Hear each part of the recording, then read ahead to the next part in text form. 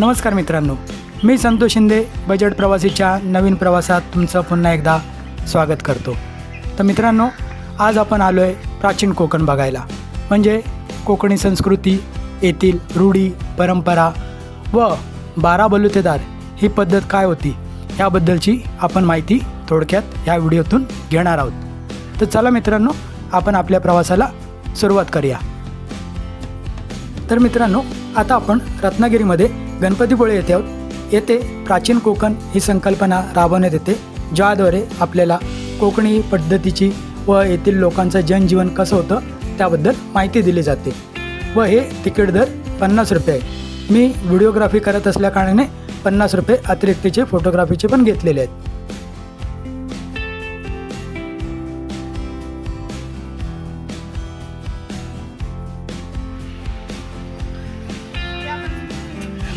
अच्छा, हे चाललेच आहेत, आत्ताच निघालं। पुढे आहे गाईड, त्या गाईड सोबत जायचंय, फोटो काढत जा, एक्झिटचा रस्ता वेगळा आहे। ओके, ठीक आहे, धन्यवाद। येथे आपल्यासोबत एक गाईड दिला जातो जो आपल्याला येथील सविस्तर माहिती देत असतो।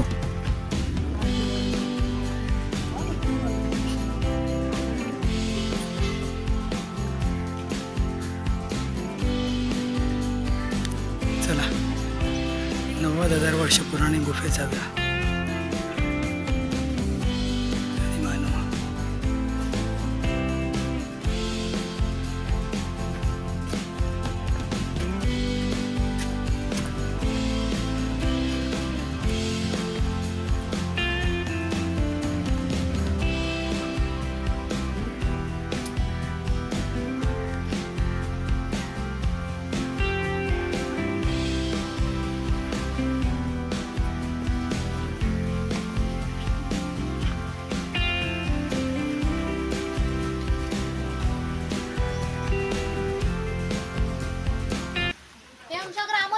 मंदिर आहे। पूर्वी धार्मिक संस्था गाव नियंत्रित करत असत।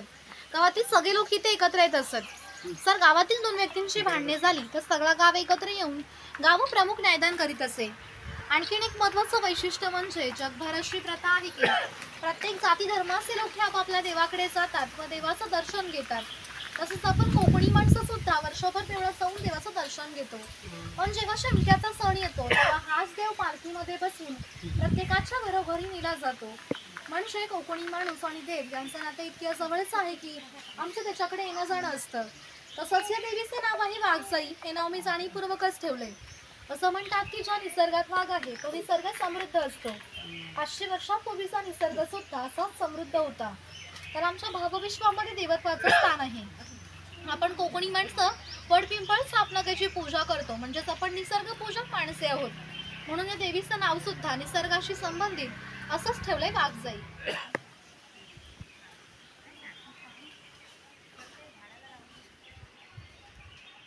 की कोकणात भरपूर भूत असतात, तर कोकणवासियांची अशी श्रद्धा आहे की हा देव त्यांच्यावर नियंत्रण ठेवतो, म्हणून याला शिमग्याच्या बळी गाराणे घातले जाते। तसेच पशुबळी दिले जातात। इथे बघा वीरगळ आहे, सैन्यामध्ये शहीद झालेल्या लोकांचं प्रतीक चिन्ह। म्हणजे पूर्वीच्या काळी अक्षरलिपी वगैरे नव्हती, तेव्हाचे लोक असे दगडावर कोरीव काम करून ठेवायचे। वरती बघा कडक लक्ष्मी दाखवले। पूर्वी पोतराज लोक स्वतःला चाबुकाने मारून घ्यायचे, ते असे गावामध्ये खेळ घेऊन यायचे, ते दाखवलेत बघा।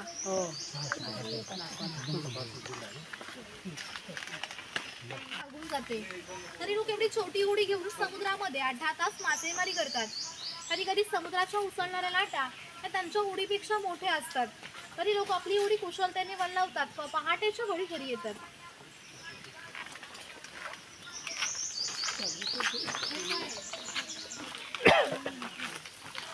हा नाभिक आहे। पूर्वी कोकणामध्ये 12 बलुतेदार ही पद्धत अस्तित्वात होती।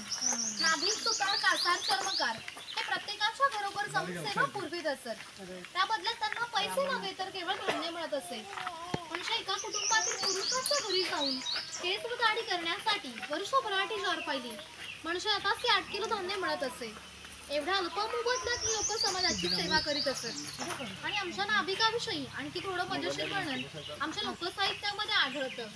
असं म्हणतात की गावातील प्रत्येक गोष्ट ही नाभिकाला माहीत असते, आणि नाभिकाला माहीत असलेली प्रत्येक गोष्ट ही गावभर होते। ज्या अर्थी तुम्ही इथे आलात ती गोष्ट नाभिकाला समजली, त्या अर्थी ती संपूर्ण गावाला समजली। आमचं संपूर्ण गाव तुमच्या स्वागतासाठी उत्सुक आहे. तर त्याप्रमाणे आपण खोताच्या घरी जाऊ मग गावात फेरफेटका मारू. म्हणजे खोत कारण राष्ट्रीय बाबतीत पहिला मानव खोताचा असेल. खोत हा गावचा प्रमुख असेल. गावात न्यायदान करणे, महसूल गोळा करणे, कायदा व सुव्यवस्था सांभाळण्याची कामे खोताची असत. ही खोताची बायको आहे. कोकणी स्त्रिया सुंदरही होत्या तसेच शूरही होत्या, परंतु त्यांना स्वातंत्र्य नव्हते. मासघराचा उंबरठा ही त्यांच्यासाठी मर्यादा होती. ही खोताची 2 मुले आहेत. ती आपला परंपरागत खेळ सोंगट्या खेळत आहेत. हाच खेळ महाभारतात धर्मराज व दुर्योधन यांच्यामध्ये युद्ध या नावाने खेळला गेला. त्या घराची रचना पहा. खोत जाऊन चौट्यावर बसते त्याला ओटी असे म्हणतात. मान्यवरांनी ओटीवर बसायचे. तिथे समोर आहे ती पडवी सर्वसामान्यांनी पडवीला बसायचे.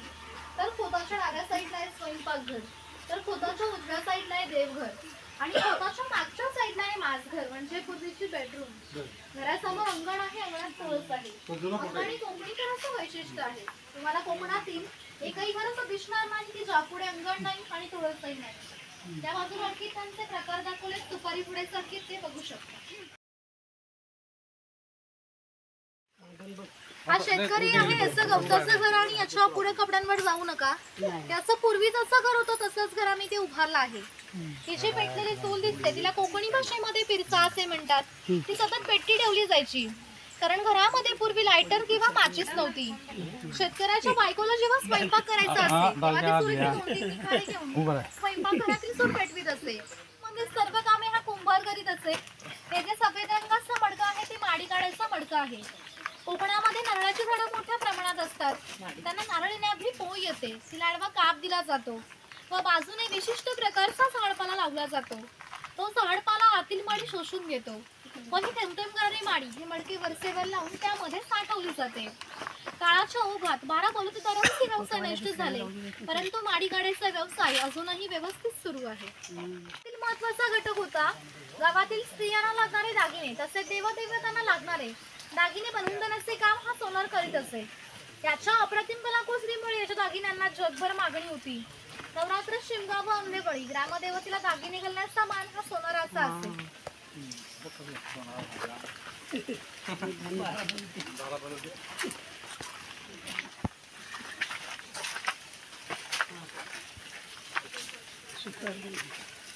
हा सुतार आहे. शेतकऱ्याला लागणारी लाकडी अवजारे बनवून देण्याचे काम हा सुतार करीत असे.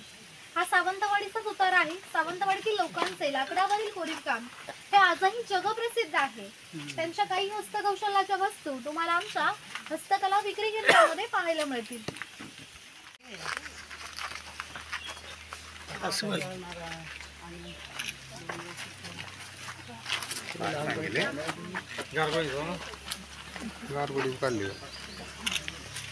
शेतकऱ्याला लागणारी लोखंडी अवजारे बनवून देण्याचे काम हा लोहार करीत असे.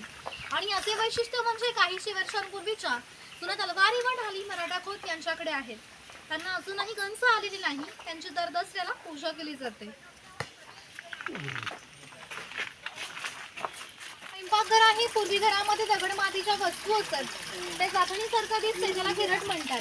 जातणीमध्ये धान्य दळून निघतं तर घरट्यामध्ये भात घातला जातो व अख्खा तांदूळ बाजूला होऊन कोंडा बाजूला होतो. हे मोदक पात्र आहे. हे पुरण यंत्र आहे. याच्या आतमध्ये डाळ घातली जाते व हे 2 रॉड उलट सुलट फिरून त्याची डाळ वाटून निघते. वाटलेली डाळ याचं खाली पडते. तिच्या गोड पुरणपोळ्या केल्या जातात. हे दगडी उकळ आहे. पूर्वी याचा वापर भाताचे पोळे काढण्यासाठी करत आणि घरामध्ये जुन्या काही वस्तू दाखवल्या जातात.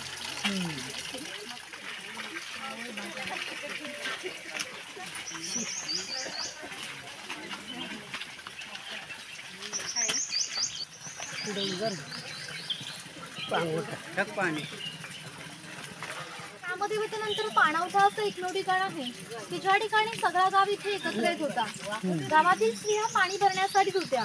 तसेच गुराख्यांसारखे व्यावसायिक हे गुरांना पाणी देण्यासाठीच होते. ग्रामीण जीवनाचं मध्यवर्ती केंद्र हे आमचं पाणवठा होतं आणि वरती खवले मांजर दाखवलंय बघा.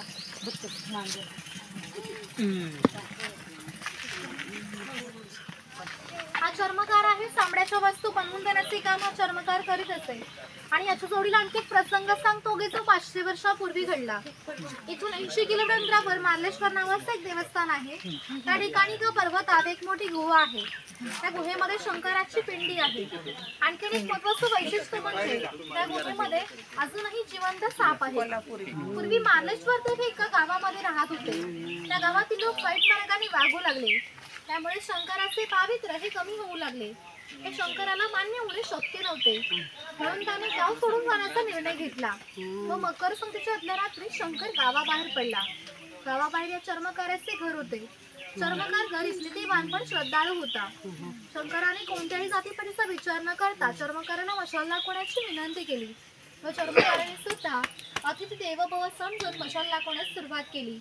आज ज्या ठिकाणी मार्लेश्वर हे देवस्थान आहे त्या ठिकाणी आल्यावर शंकराने आपले खरे रूप प्रकट केले व चर्मकारास दर्शन दिले व त्यास सांगितले, यापुढे मी इथेच होणार आहे. या गोष्टीला जवळजवळ 500 वर्ष होऊन गेली. परंतु आजही संक्रांतीला शंकराची मूळ गावातून पालखी निघते. तिला मशाल दाखवण्याचे काम चर्मकारास आजचा वंशजच करतो. म्हणजे मार्लेश्वरी असं देवस्थान आहे की ज्या ठिकाणी कोणताही प्रतिभेद मानला जात नाही. धनगर आहे. धनगर या मराठी शब्दाचा अर्थ आहे की ज्याच्याकडे भरपूर धन आहे. हा धनगर समाज इतक्या दुर्गम ठिकाणी राहत असे की त्यांचा पहिला बस स्टॉप 10 ते 12 किलोमीटरवर असे. ही लोक जेव्हा गावामध्ये तेव्हा त्यांच्या पायात चामड्याच्या बाणा, हातात घुंगराची काठी, खांद्यावर पाटकी घोंगडी या वेशभूषेत येत असत. असे असलेले धनगर 100 ते 125 गायी, 5 ते 25 म्हशी यांचा मालक असे.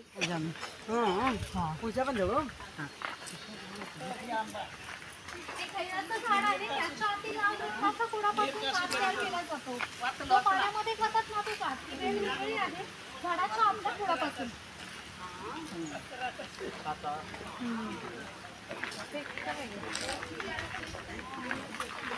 कातवट्टी आहे. ते खैराचं झाड तोडून त्याच्या आतील खोडाचे बारीक बारीक तुकडे केले जातात.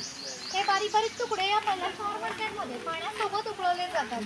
पण त्याचा जो लाल रंगाचा पाक तयार होतो तो पाक 5व्या मडक्यामध्ये विशिष्ट तापमानावर उकळवला जातो व तो पाक सावलीमध्ये सुकून त्याच्या वड्या पाडल्या जातात. त्यापासून कात तयार होतो. त्या कात तयार होण्याच्या प्रक्रियेला 3 ते 4 महिने लागतात. येथे मचण आहे. पूर्वी अशा मचणांचा वापर शिकारीसाठी किंवा फार मोठ्या भूप्रदेशावर लक्ष ठेवण्यासाठी केला जायचा.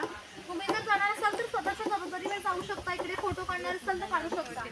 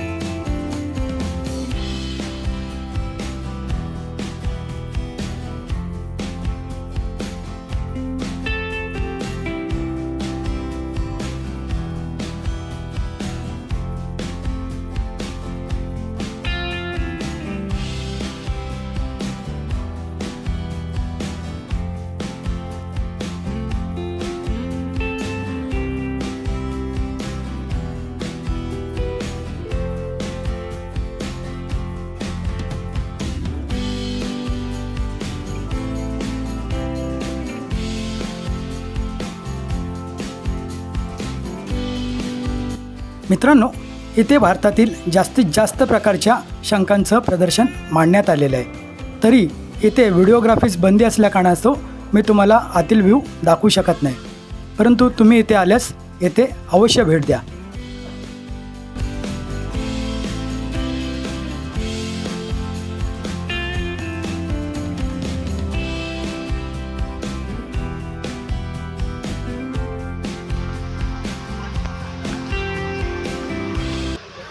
तर मित्रांनो, या व्हिडिओमध्ये आपण प्राचीन कोकणी संस्कृतीबद्दल व त्यांच्या जनजीवनाबद्दल काही माहिती घेण्याचा प्रयत्न केला.